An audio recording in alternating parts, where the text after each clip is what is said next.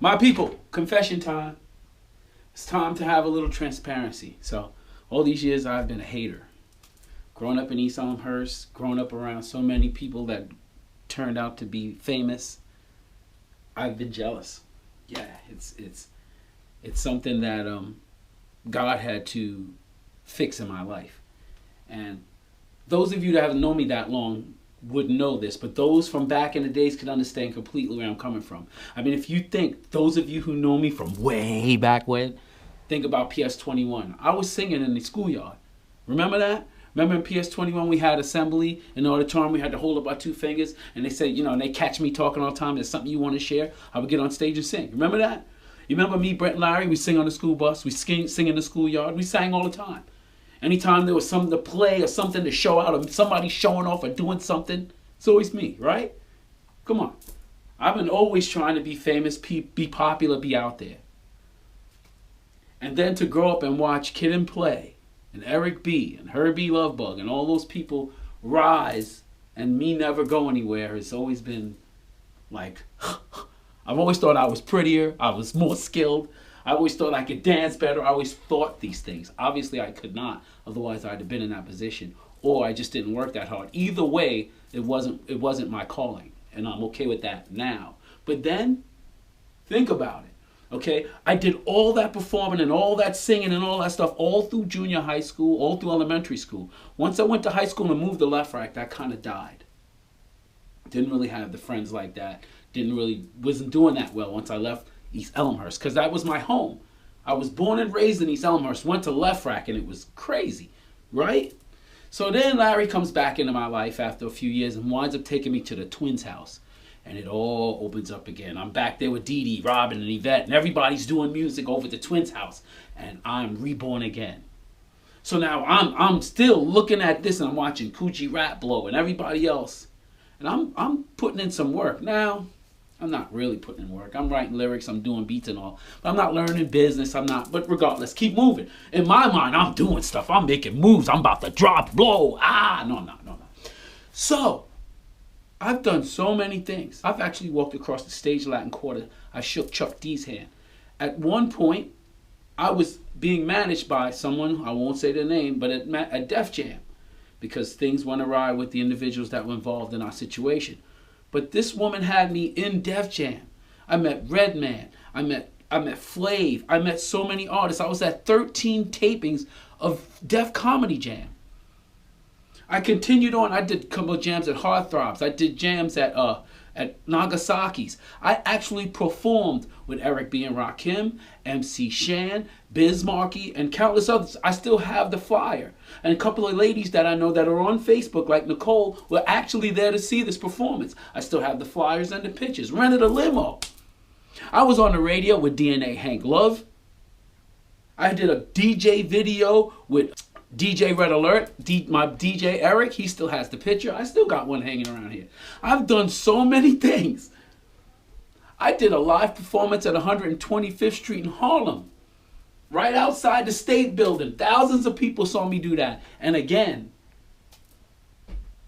it didn't. So, in the midst of me having this Def Jam possible blow up, that situation fell apart, and I could see the writing on the wall and figured this was not happening. And there were some situations happening here in Baltimore with my family, so I decided to ball out. And I came here. Coming here, I decided to start all over again. So I got two new dudes and my nephew and started a group called Merc. And we started to do our own thing here. And again, I'm about to blow. But no.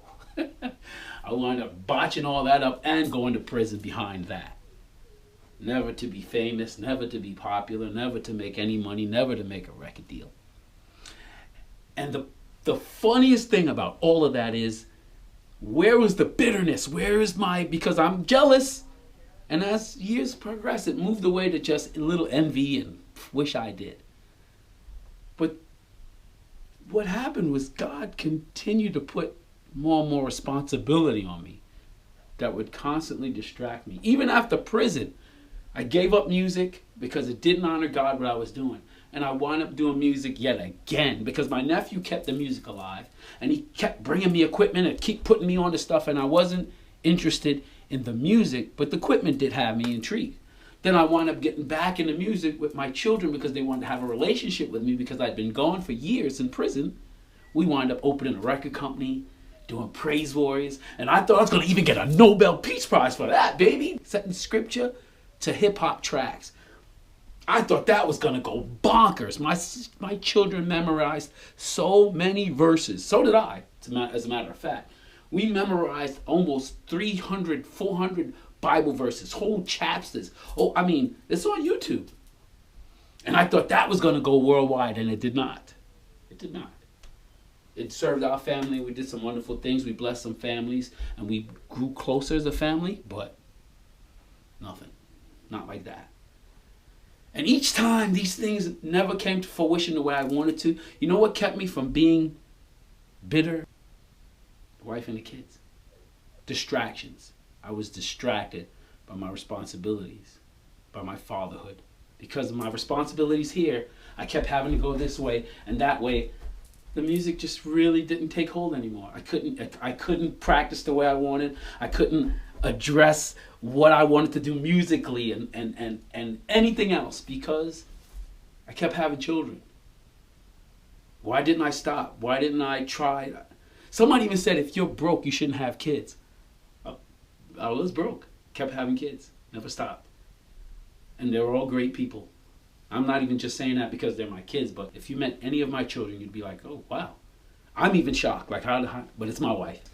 Jesus, my wife, and homeschooling. Me, my input, whatever. You can say whatever you like. But regardless, I'm undone. And every time I look back, I say, wow, my kids have done things and said things that would outweigh anything I've ever thought I could have in a career. So, how could I be angry? How could I be upset when I have a household full of love and family that's awesome? But it was interesting because it took me years to understand what happened. Like, because I used to see Kid and Play and be like, oh, and Kwame and all of them, like, I should be there. And as the years kept going, I was like, I should be there. I should be there. But I never was. And I'm all right with that now. And I was all right with that as the years progressed to here. But before that, it was a constant quest, a battle, a constant rush towards that goal of being famous and rich. Now I would just like the rich. Because then I would just take everybody on vacations and do things with my money and help charities and stuff. But I'm grateful. I'm grateful that things turned out the way they did, that my God had a better plan for me than I did. So I just wanted to share that because I like to get things off my chest. And this is an avenue to do so. You suckers watched.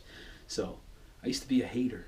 Probably still am a hater at some point, but not that degree of hate. I like to perform. I like to sing. I like to rap. I like to dance. Too old now. Not too old to worship though, praise. Not too old to be thankful for where God has taken me.